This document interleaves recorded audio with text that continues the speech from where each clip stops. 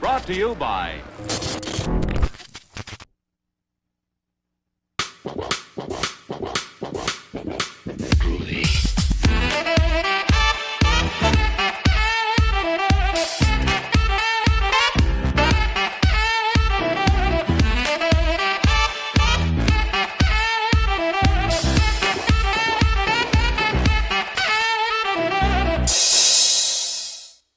Hello friends, welcome back to ETF. Today we're taking a look at a little known film from local director Eric Blomquist, who in my opinion brings us a very unique concept that ventures into obscurity when we are introduced to Seth, a young man who receives a mysterious letter inviting him to spend the weekend at the secluded mansion of his distant brother. He soon realizes that the people inside the house may know him better than he knows himself, as he is slowly drawn into their web of over-hospitality and mildly sadistic games. So let's talk about Long Lost.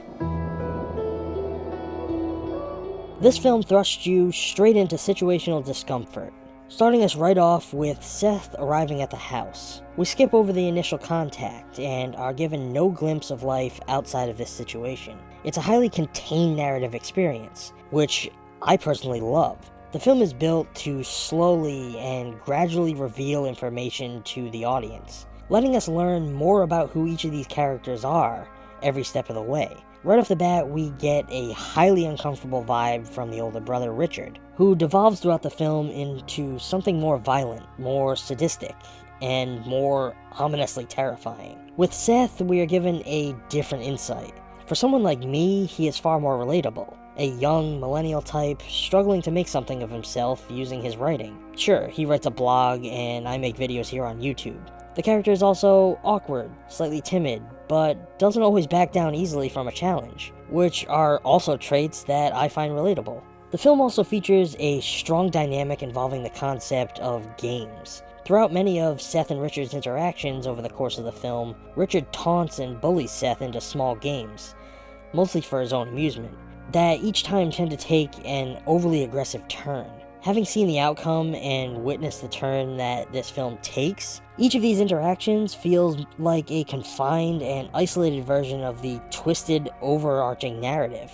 And throughout this film, Seth makes attempts to escape the situation, to back away from the games, but then keeps allowing himself to be goaded further into them, which is another thing that speaks measures to the weakness of his character. However, this could easily be viewed as a deep internal yearning for acceptance, a last grasp at the concept of family that he no longer has, which is something that Richard outwardly expresses, allowing us to project those same notions onto Seth. The control of the camera throughout this one is masterful in its simplicity, grounding you in the tension of each moment with a fluid, almost tempting nature. We navigate each scene alongside Seth through this established maze, each step of the way watching as he faces temptation, torment, and elements of corruption in many ways, all of which build towards a twist that in the end was fairly simple when compared to many of the films that I've seen, but one that is well earned and felt very fitting for this story.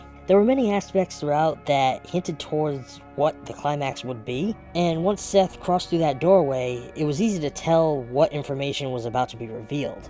Though I didn't personally feel that the film was going that direction until the moment that it does. I think one of my favorite aspects of this film was something so subtle that most casual viewers would likely miss. In the opening moments of the film, Seth arrives to the house to find the front door wide open, a sort of open invitation into the lives of Richard and Abby. In the film's final moments, we see Seth exiting the front door of the house, once again leaving the door wide open behind him, in a sense bookending the film in a very symmetrical way. Likely mostly a visual choice, I'm sure. This is a film that I found to be highly intriguing and showcases the talent of a director who displays precision control over his frame and the talents and actions that reside within.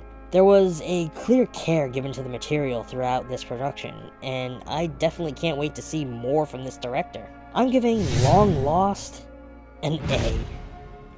For me, simplicity in cinema is a beautiful thing, and something that tends to be lacking these days in most, if not all, studio productions. It's something that I often only find these days in independent works, and this is one that definitely showcases simplicity at its finest, yet still manages to be highly engaging, immensely enthralling, and takes you on a ride along a few depraved and unsettling avenues. If you have some time to kill, then I highly recommend checking this one out. It's one that deserves some recognition and is one I definitely plan to revisit. If you've already seen this one, please feel free to let me know your thoughts down below. I would be very interested to hear what others think about this.